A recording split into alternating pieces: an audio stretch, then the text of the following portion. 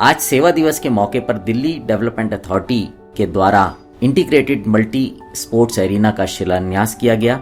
शिलान्यास के कार्यक्रम में मुख्य अतिथि थे श्री विनय कुमार सक्सेना, जो कि ऑनरेबल लेफ्टिनेंट गवर्नर हैं दिल्ली के, और गेस्ट ऑफ ऑनर थे श्री परवेश साहिब सिंह, जो कि ऑनरेबल मेंबर ऑफ पार्लियामेंट हैं वेस्ट दिल्ली से, और उनके साथ साथ श्री नरेश कुमार, जो कि चीफ सेक्रेटरी हैं दिल्ली के, और श्री मनीष गुप्ता, जो कि वाइस चेयरमैन हैं डीडीए के, वो भी मौजूद थे। आइए आपको सुनाते हैं इस मौके पर क्या कहा श्री विनय कुमार सक्सेना, लेफ्टिनेंट गवर्नर दिल्ली ने।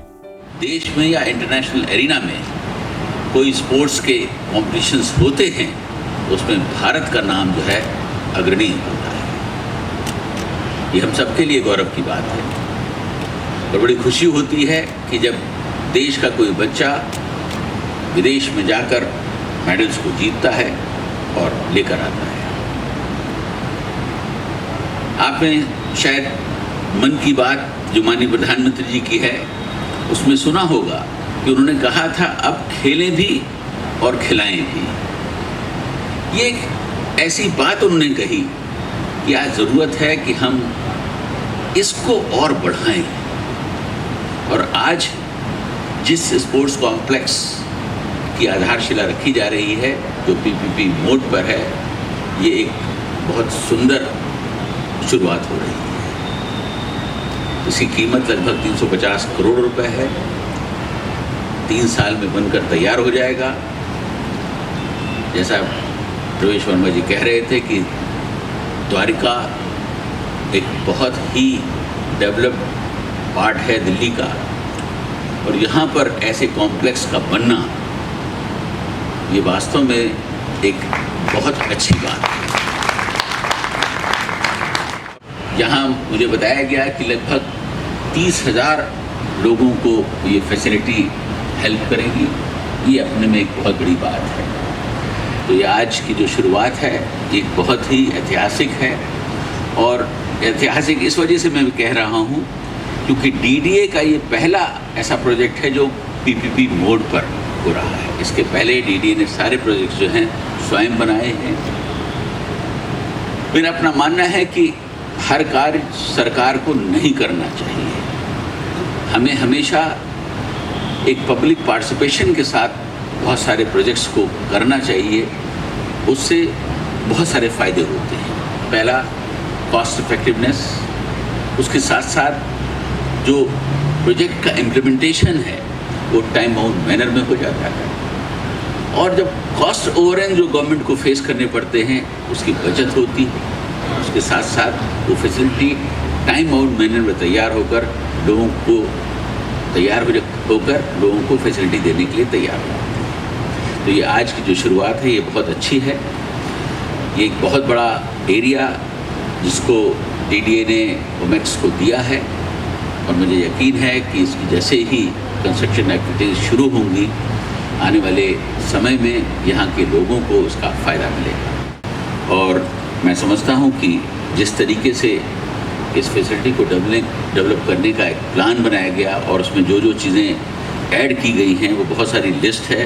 इसमें hockey, football, tennis, kabaddi, judo, सारी फैसिलिटी जो हैं इस कॉम्प्लेक्स के अंदर डेवलप की जा रही हैं।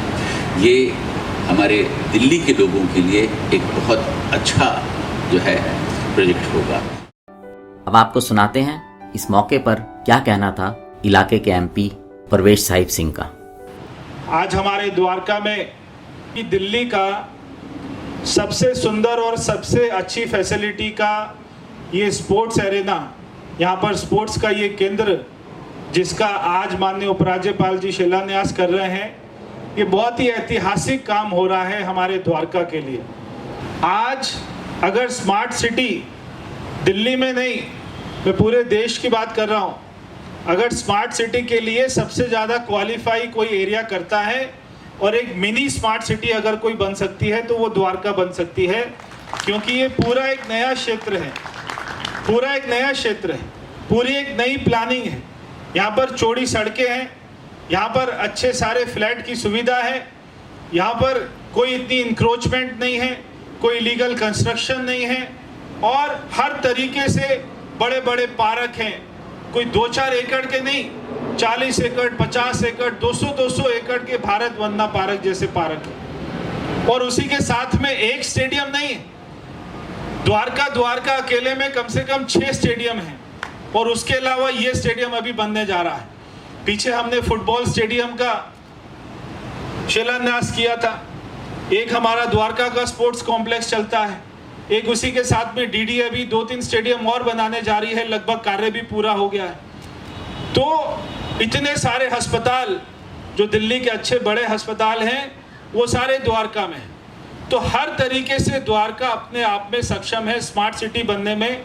मैं समझता हूँ एक बार ये फैसिलिटी शुरू होने के बाद कोई द्वारका का आदमी ना तो जवाहरलाल नेहरू स्टेडियम जाएगा, ना इंदिरा गांधी स्टेडियम जाएगा, ना और किसी स्टेडियम में उसको नई दिल्ली में जाने की जरूरत पड़ेगी।